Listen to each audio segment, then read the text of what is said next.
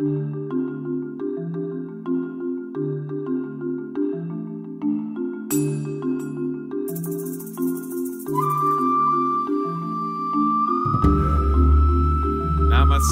yogi astrologers, and welcome to Karma Yoga Center's Alchemical Astrological Report. And this is for the new moon, which is on January 5th, and the report takes you all the way up to the next full moon, which is January 20th. This is a interesting month, being January, because it's the kickoff of the year 2019. And many of you probably just celebrated New Year's Day, or at least switched over your calendars from 2018 to 2019. And I'm going to talk a little bit about the general energetic themes of 2019, carrying all the way through into 2020. Just a brief synopsis there. And I'm also going to talk about the energy of the new moon and some major astrological weather, or aspects is another way to say that, that will be repeating 3 times over the course of this year that are important to connect to and watch. Let me just start with the whole New Year's energy. January 1st, at least in the Western world, is considered the start of the new year. Totally okay. However, if you've ever stopped to think about it, it does not connect to anything particular in the natural world. It is associated with the Gregorian calendar. And where does the word Gregorian comes from? It comes from Pope Gregory in the Catholic Church, who established the current calendar we use as the Western world's calendar to operate by. There's many different cultures since the Romans that have altered the calendar to fit their political, social, economic, and even religious agendas. And some of them follow the patterns of the natural world, and some of them don't. Some of them overlay their personal or their political or economic opinions over more ancient calendars that were connected to the natural world, and try and weave them into what the modern religious needs were, the modern cultural or governmental or social needs were.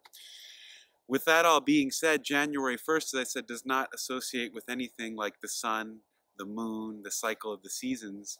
It's a little bit after the solstice, which every year is on December 21st or 22nd, sometime around there. And that is when the sun moves into the sign of Capricorn. And it marks the start of the winter season, from then all the way up until the spring equinox, when the sun moves into the sign of Aries. Many traditions sometimes start the new year with the new moon after the solstice, or several new moons after the solstice. And not every culture starts their new year in the winter. The Mayan tradition actually starts its new year in July, and I like something that they do in that tradition. They end the old year on a date, and then they give a 5-day period called the Wayeb for one to kind of decommission, meditate, do some spiritual practices so that they can let go of what the old was, and then call in the new. And after that 5-day cycle of going inward, they start their new year and a new cycle. The Egyptians start their cycle, I think, sometime in the summer as well, but we don't need to go into that. You get the idea. Different cultures have different cycles, and some of them may be looking at different stars, different constellations, and different movements of the earth. But all of them do relate to something that is in the natural world. So with this New Year's energy, it is still a good time for us to be, working with intentions, setting what we want to let go, and calling in what is the new. And I think that this new moon, which is on January 5th here in the United States, is a good time to set a new intention, to do some ceremony, to perhaps light a fire or a candle and let go of things that were old and call in the new. This is also a partial solar eclipse on January 5th. I'll talk more about that in a little bit, but I want to get to the general tenor and the energy of 2019 for you all. And Jupiter is one of the central players for the astrological weather of 2019 and even into 2020.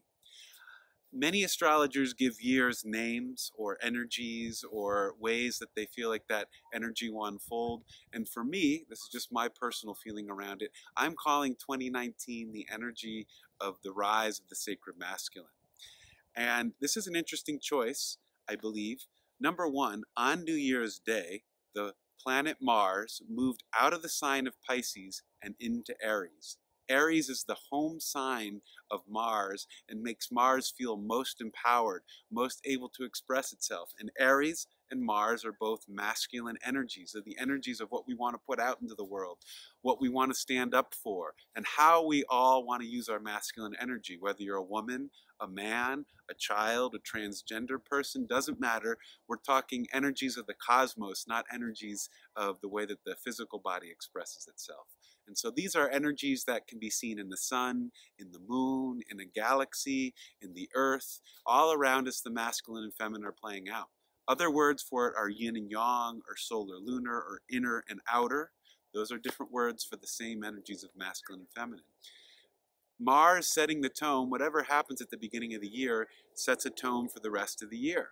Mars coming into Aries is a return home for the masculine. And I believe this is a time when men, women, children, young men, young women can all begin to understand more what is the sacred masculine within each one of us, within our heart centers. How do we use the sacred masculine?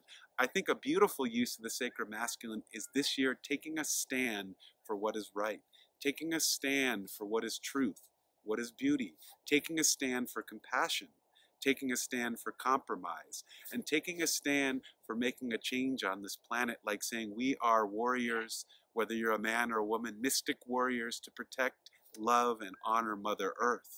2019 is a huge seed year, or a huge year of setting the tone for what's to come, not only in 2020, but I also think for the next 10 years, 100 years, and even 2,500 years. And that may seem a little out there for some of us when we're just trying to go paycheck to paycheck, or go from one experience to another, or get by in a day. And one of my favorite astrologers, who I do suggest you watch his reports, Rick Levine, he has a catchphrase, and he says, think cosmically and act locally. What does that mean? Well, be aware of the greater cycles and greater energies that are playing out. Be aware that spirit pervades all things, all matter, the entire universe. And then apply that to your own personal life. Apply that to your family unit. Apply that to the world that is around you, in your local neighborhood, in your communities, and play that cosmic intelligence out at a local level. It'll help to transform the earth and transform the world there.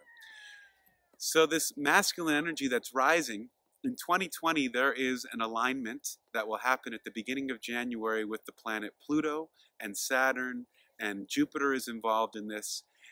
And the Saturn-Pluto cycle that I'm going to talk about a little more happens every 33 to 36 years.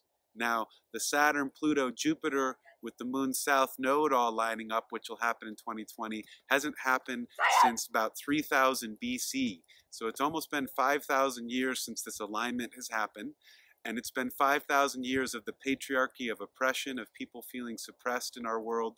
And I see this as a great portal or gateway coming up in 2020, when this alignment will happen, for us to possibly transform and to shed that old time of oppression, shed that old energy of the patriarchy. It doesn't mean get rid of the patriarchy, because the patriarchy is a natural energy. It's the masculine, it's the yang, it's the sunlight shining down on us. It's that principle that can stand up and help you become the mature one, the wise elder, the protector of the earth. It's the one that knows how to go and cycle with the seasons, with the mother, and know what needs to be done in the winter, what needs to be done in the spring. Plant your crops, prepare for them in the winter.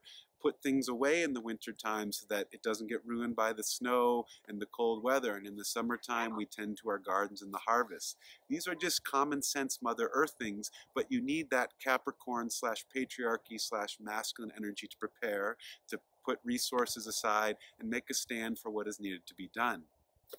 And why do I think 2019 is the seed year? Well, we are tilling the soil for this possible portal of this big alignment of planets coming up in 2020. Some are calling it the opening of the portal to the age of Aquarius, or the opening of the age of the balance between the masculine and the feminine. I believe that's more to the truth, along with the age of Aquarius. And what we do in 2019 matters.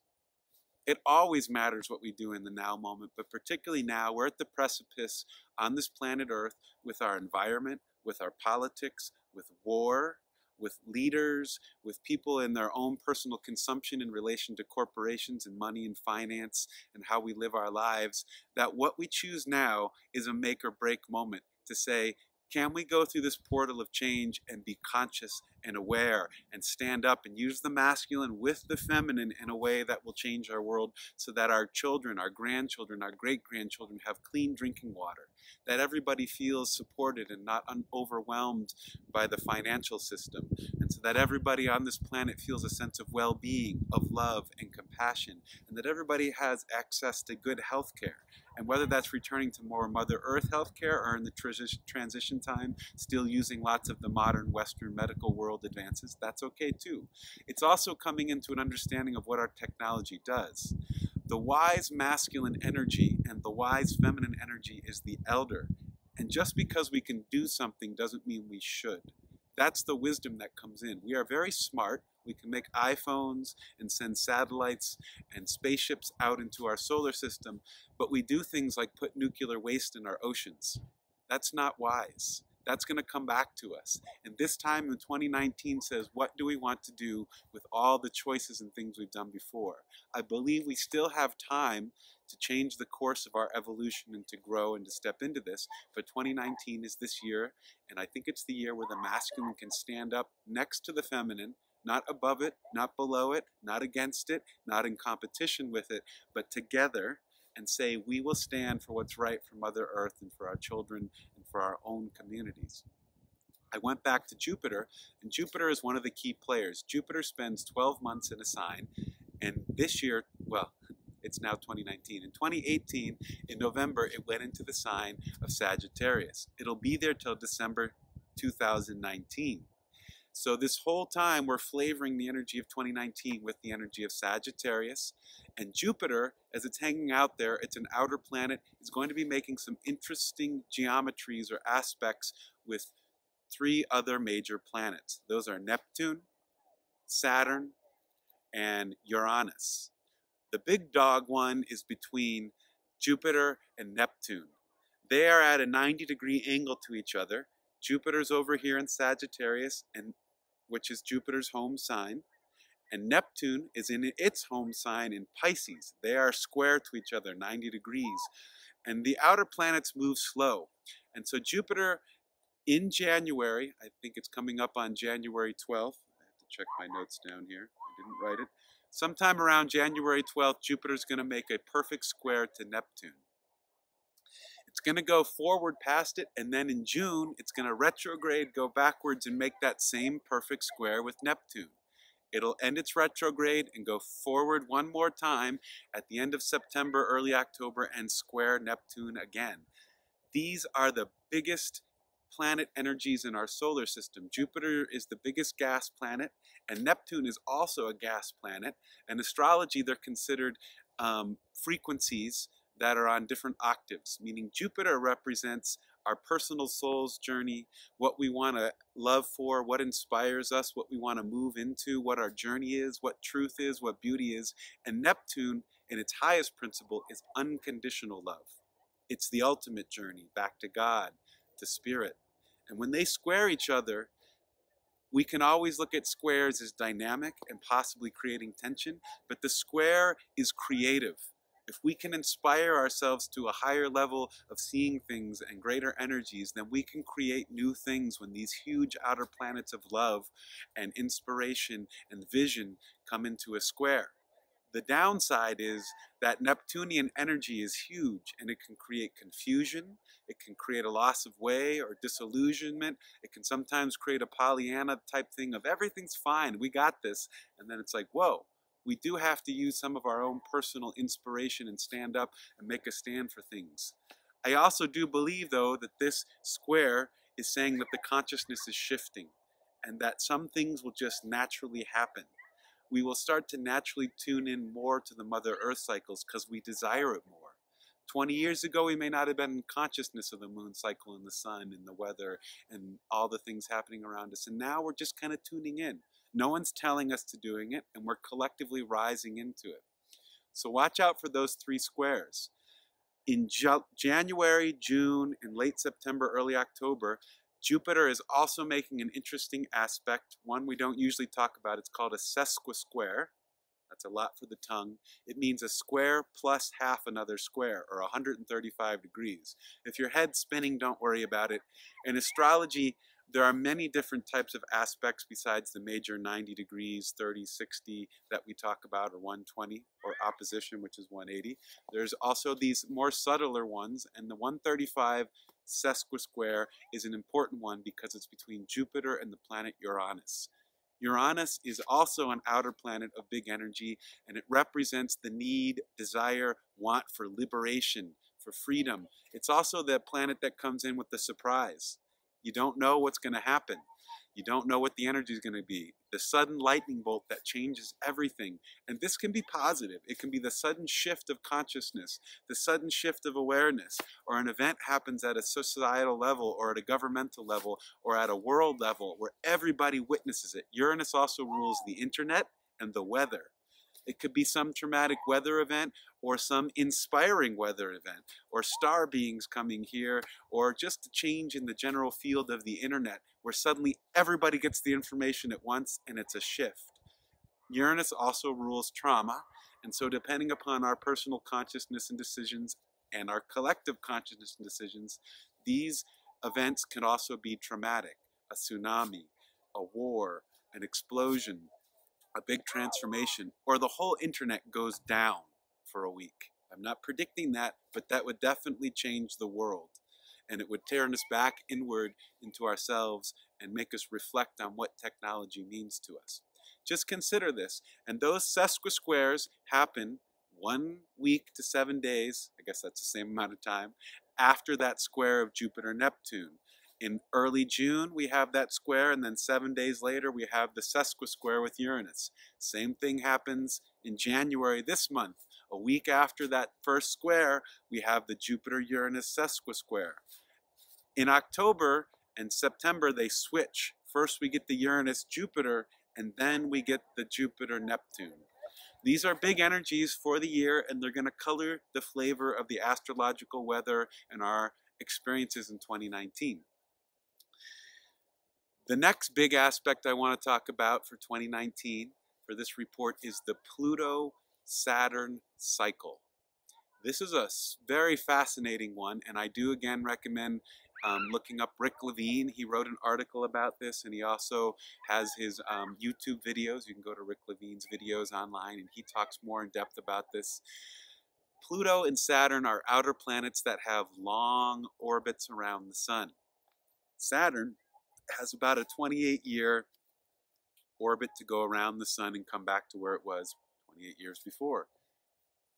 Pluto has an extraordinary long orbit. It's about 248 years. It takes that much time to go around the sun. Most of us will not experience a Pluto return in our lifetime, though I'm sure somebody out there has and will, but we'll leave that off the table.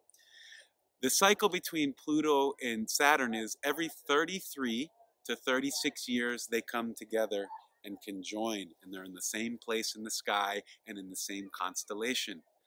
They're about to close a cycle that started back in 1982. That was the last time that Saturn and Pluto conjoined together. 1982 was the year that the Falkland Islands War broke out and Afghanistan was invaded by the Soviet Union. And I believe there was something else happening in that region. But whenever Jupiter and Saturn come together, it's big energy. And when they're together, it's like a new moon. When they're in opposition about 15 years later or 17 years later, it's considered a full moon. And the cycle that was started comes into the full intensity. And then as it comes back around to complete the cycle, we're in the dark phase of that Pluto-Saturn energy, closing it up. They're going to meet in January of 2020 and close this now 36-year cycle in 2019. It's very significant because Pluto rules society. It rules the soul, or it connects to the energy of society and the soul, its intensity, its transformation, and it's the path of evolution, whether it's wanted or not. Saturn are the laws and rules and structure of society. Saturn also connects to karma and dharma. Many people know karma, but dharma is the complementary word They don't go separate from each other. It's like yin and yang or day and night. You can't have one without the other. Karma is when you make choices in this life or past lives that are out of balance. It doesn't mean you're bad, evil, that you're being punished, but you've done something and the scales have become unbalanced. It's not sustainable. So the laws of the universe at some point will rebalance the scales. That can be painful sometimes. Sometimes it's funny. Sometimes it's not funny. But whatever it is, there's rebalancing. That's karma. And when we are in balance and we're making choices that are in alignment with our soul's purpose, we create dharma. Dharma is evolution. Dharma is awareness and consciousness. Dharma is love. And so Saturn rules that. So these planets are completing a cycle that's checking in on society, on karma and dharma, on our soul's evolution, and the collective planet's transformation. Just to give you a little idea of the energy of these conjunctions, prior to 1982, it was 1947. That was the year that India declared its independence, and there was the huge killing of lots of Muslims as they tried to migrate across India into Pakistan. It was also the year that the UN was formed. It was the year that Israel was proclaimed a country and Palestine was demoted as a country and created that strife that has continued till now. The cycle before that, 1914. I don't have to remind many people, at least on their history, that that was the start of World War I, the greatest war to start off this century. I'm hopeful that when Pluto and Saturn align in 2020, that we will not have these catastrophic events happen. And I'm hopeful that what we do in this seed year, the year of the masculine, sacred masculine rising or standing and coming into its power, that the sacred masculine stands for things like peace, like compromise, like taking care of our children and communities. You get the idea. And we need leaders, people in our community, men and women, to show their sacred masculine and high vibration and say, I stand for peace. I stand for clean water. I stand for pure foods on our table that we serve our peoples and our communities. We'll talk more about this throughout the year, but just seeding that intention that we're leading up to this 2020 alignment in January. 2019 is very important to how these energies are going to play out. At least that's the way I see it. And the start of the year with Mars in Aries sets the tone for the masculine. Well, how about I talk about the actual new moon, since this is the new moon report. This new moon is happening in the sign of Capricorn. Whenever the moon is new, she is traveling with the sun, and on the actual day of the new moon, she is right in front of the sun so we can't see her. She's in the Cazimi. That's a technical term, but it's fun to say. It's the center of the sun. We can't see her at the daytime, and we can't see her at night because she's in the underworld with the sun and the stars will be out. This new moon, there are 6 astrological aspects in Capricorn. We have Saturn, we have the moon, we have the sun, we have Pluto, we have Mercury and the moon's south node, all in Capricorn. And ta-da-da-da, it's a partial solar eclipse. It's the start of the eclipse season for 2019. And there'll be 2 eclipses in January, 2 eclipses in July, and 1 eclipse in December. So a total of, what is that, 5 eclipses this year. The new moon eclipse, when she passes in front of the sun, is 10,000 times more powerful than a lunar eclipse. You may not see it, well, take that number with a grain of salt, but you get the idea, because all the energies are together. The sun and the moon are together, and they're on the moon's south node in Capricorn. The south node is an energetic point. When the sun and the moon line up there, there's going to be an eclipse. The south node, evolutionarily speaking, is where we need to purify the past. And it's in Capricorn. We need to purify the Capricorn energy. Capricorn connects to the patriarchy, the masculine, society, banking systems, the government. All of those things are needing to be purified. And this eclipse is starting at the beginning of the year and setting the tone for the next 6 months. It's telling us we really need to get into that sacred masculine, stand up and find positive ways to be in the sacred masculine. And I know it's a confusing term because it's only until recently that our Western world has even considered concepts like sacred masculine and sacred feminine. If you look back to the yogis, the Mayans, the ancient traditions, they've been talking about it for thousands of years, and they've been describing it for thousands of years. We're mostly used to it in reference to genitalia, into the lingam and the yoni. Those are the Sanskrit words for the sacred masculine and the sacred feminine. So this eclipse is going to be powerful. I'm not necessarily predicting an event will happen on that day, but it is setting an energetic tone, frequency, astrological weather for the next 6 months. There'll be a second eclipse on January 20th, which Katrina will cover, and we will see this in Colorado and most of the United States. A total lunar eclipse of the moon will turn blood red. It's also a supermoon, so it'll appear particularly large. I'll save that for the next report. But I wanted to also just point out that if we're purifying Capricorn where the south node is, what are we moving towards? That's the north node, which is in Cancer. The nodes hang out in their position of Capricorn and Cancer for 18 months until May 2020. So we're purifying the masculine, the patriarchy, the society, and where we're moving to is Cancer, family, healing the family unit, healing family relationships, healing the relationships between men and women or partners or people who are in marriage or long-term relationships, healing the relationship with children, healing the home environment, healing our own yards, healing our own little neighborhoods, healing our emotional bodies. That's a big one for Cancer. And a big Cancerian word is acceptance. Accepting yourself, accepting others. And acceptance doesn't mean passiveness, it means non-judgment. We may want something to change, or we may interact with someone where we don't necessarily jive with their political opinion, but you can accept them, and you can find a way to compromise and to cooperate and to find common ground. Everybody comes from a family. Everybody had parents. Everybody wants a safe home. Everybody needs emotional security. Everybody needs clean drinking water. We can all agree on those things, even if we can't agree on how they'll happen, but we want to move into that Cancer energy.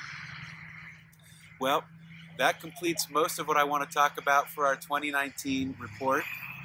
We've got a truck driving up the hill here. That's that old Capricorn energy. Maybe he's bringing clean drinking water to his family. He's my friend. Anyway, I was distracted. Thank you for watching our report. We'll get back to you next month. And by the way, we've had a few questions. How do I find the report if it wasn't emailed to me? Well, I'm going to do the old marketing thing here. It's on YouTube. And there's a button, a little bell there. Press subscribe. And you can get notifications when the video comes out. And the video usually comes out before our emails go out, so you can be hot off the presses on these reports. And it's Karma Yoga Center's YouTube channel. Just go to YouTube, type in Karma Yoga Center, hit subscribe, you're good to go. Namaste.